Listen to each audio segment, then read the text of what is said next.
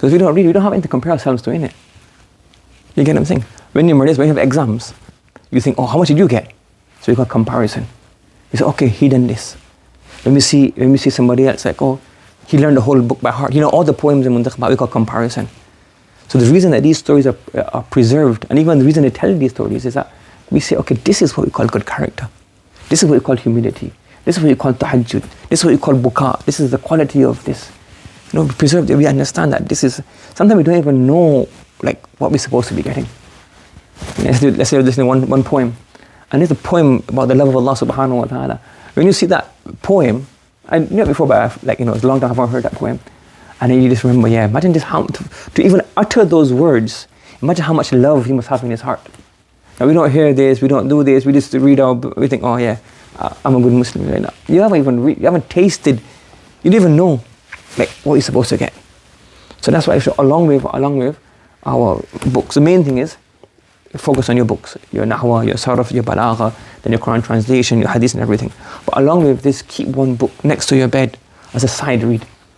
Yes, with the stories of the ulama, stories of sulaha.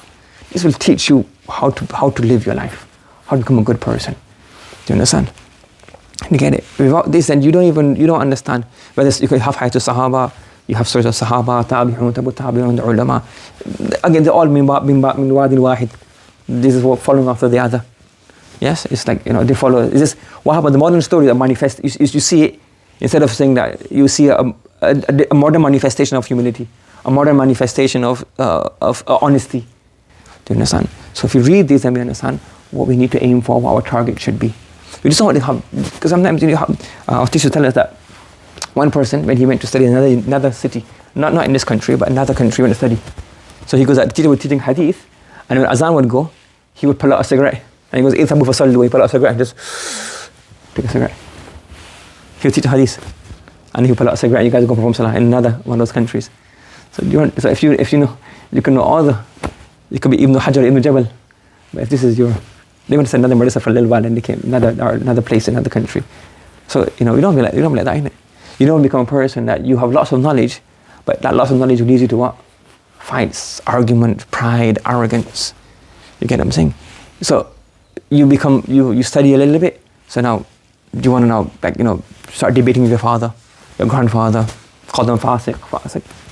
Or you study a little bit and they think you know a bit more, so now you want to be the ta'alli over your husband, that I know more than you and causing problems in the family. You do a little bit here and there, you're causing, that, because ilm is a test and you need to learn. Even if you see, even in the corporate world, you have all those people like, there's all fights and arguments, and you can just see that the way they behave, like somebody's rich, they behave very arrogantly. Why? Because they don't know how to deal with that wealth. What do? Like they would, just on Instagram smoking cigars. Like that's it, I've reached. They don't even understand what real manhood is.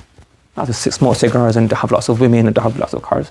That's not manlyhood. Manlyhood is you have qudra, but then you're humble, you're kind, you're polite, you do good things for the community.